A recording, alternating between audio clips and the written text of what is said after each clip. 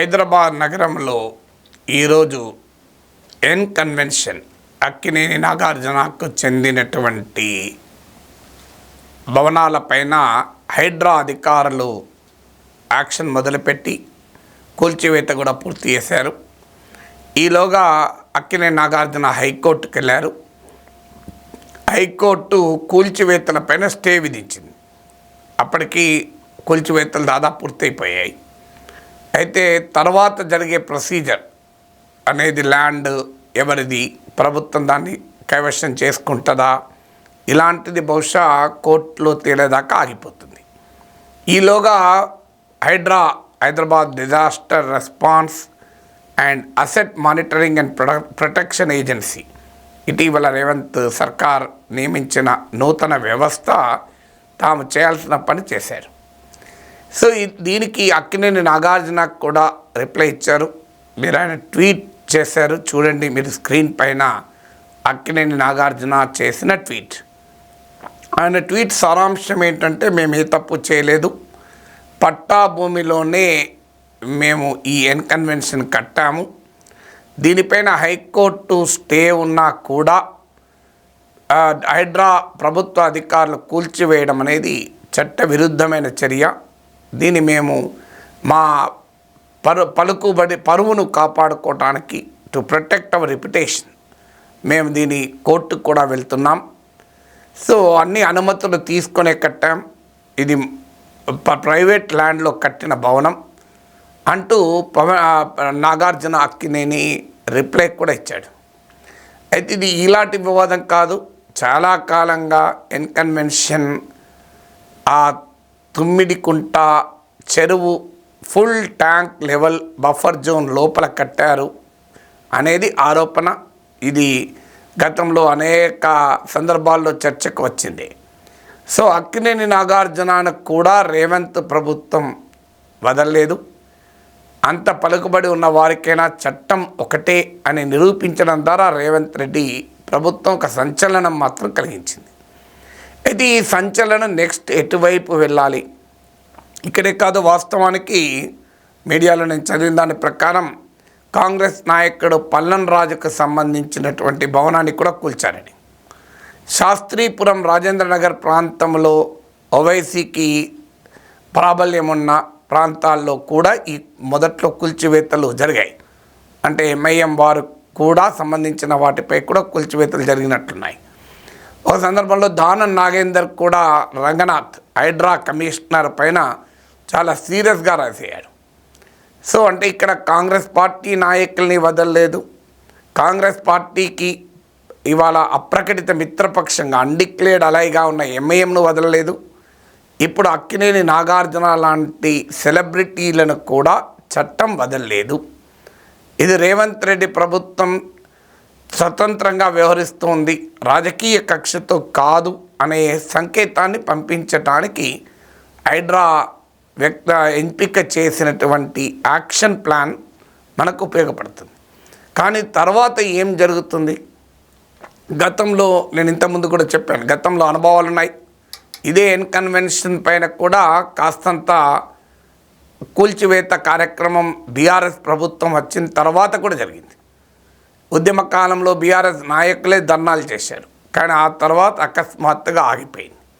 అయ్యప్ప సొసైటీలో కూడా అక్రమ నిర్మాణాలు అంటూ అప్పుడు కూడా ఉద్యమ కాలంలో అయితే ఇది ఆంధ్ర వాళ్ళు ఆక్రమించుకున్నారంటూ కూడా ఆరోపించారు. ప్రభుత్వం వచ్చాక కూడా అయ్యప్ప సొసైటీలో హంగామా చూశాం, తర్వాత అది కూడా అకస్మాత్తుగా ఆగిపోయింది. ఇలా బీఆర్ఎస్ ప్రభుత్వంలో అకస్మాత్తుగా ఆగిపోవడం అనేది అది ఏదో లీగల్ ప్రాసెస్ కాదు, మనందరికీ తెలిసి ఎందుకు ఆగిపోతుందో. నా దగ్గర ఖచ్చితమైన ఆధారాలు లేవు కనుక ఆరోపణలు చేయలేను, కానీ సామాన్యుడికైనా అర్థమవుతుంది. ప్రభుత్వాలు కార్యక్రమం మొదలుపెట్టి దాన్ని తుది వరకు చేయకుండా మధ్యలో ఎందుకు ఆపుతారు? ఆ రకమైన పరిస్థితి రేవంత్ రెడ్డి ప్రభుత్వంలో రాకూడదని మాత్రం ప్రజలు కోరుకుంటున్నారు. ఇది కేవలం ప్రచార ఆర్భాటానికే పరిమితం కాకూడదు, పెద్దవాళ్ళ భూములను కూడా వెళ్తున్నామనేటువంటి భావన కలిగించి తర్వాత చూస్తుమనకూడదని మాత్రం ప్రజలు ఆశిస్తారు. అదే సమయంలో గత అనుభవాల రీత్యా చూసిన కార్యాచరణ మొదలుపెట్టి రాజకీయ పరమైన ఒత్తిళ్ళు ఆర్థికపరమైన ఒత్తిళ్ళు, పలుకుబడి కలిగిన పెద్దలు, ఇందులో అనేక రకాల పొలిటికల్ మేనేజ్మెంట్లు వీటికి కారణం కాకూడదు అని కూడా ఆశిస్తారు. ఎందుకంటే గతంలో ఈ అక్రమ కట్టడాల కూల్చివేతల ప్రక్రియ జరుగుతున్న సమయంలో జరిగిన తర్వాత ఇతర తెలుగుదేశం పార్టీ తరఫున గెలిచిన వారు బీఆర్ఎస్లో చేరడము, ఈ ప్రక్రియ అంతా జరిగింది. ఇప్పుడు కూడా ఈ పొలిటికల్ మేనేజ్మెంట్ ప్రక్రియగా ఇది జరగకూడదు అని ప్రజలు ఆశిస్తున్నారు. దీనికి నిజంగానే ప్రభుత్వం నిజాయితీగా హైదరాబాదు పర్యావరణాన్ని కాపాడటానికి అక్రమ నిర్మాణాలు కట్టిన బడాబావుల సంగతే తేల్చుదాం అనేటువంటిది మొదలు పెడితే ప్రజలు ఆహ్వానిస్తారు కూడా. అలాగే రాజకీయ కక్షకి ఇది వేదిక కాకూడదు. రకరకాల వార్తలు కూడా వస్తున్నాయి, ఇది బీఆర్ఎస్ నేతలనే టార్గెట్ చేసుకొని చేస్తున్నారని.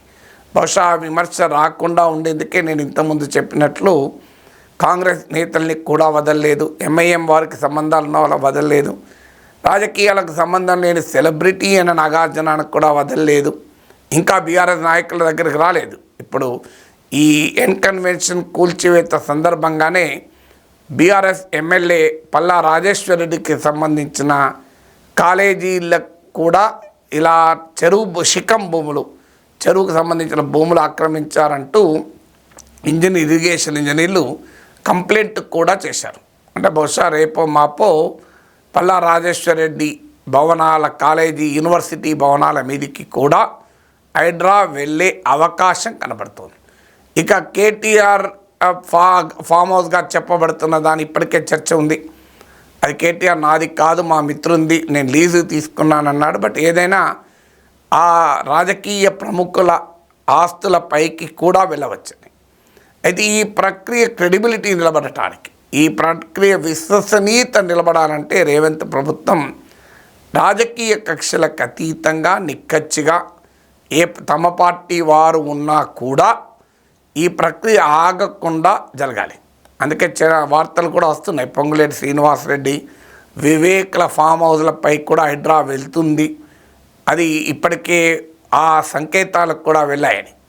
సో అలా రాజకీయాలకు అతీతంగా ఈ ప్రక్రియ జరిగితే, ఎందుకంటే రాజకీయ నాయకులకు భూమికి చాలా దగ్గర సంబంధం ఉంటుంది, రాజకీయ నాయకులకు అక్రమ నిర్మాణాలకు చాలా దగ్గర సంబంధాలు ఉంటాయి.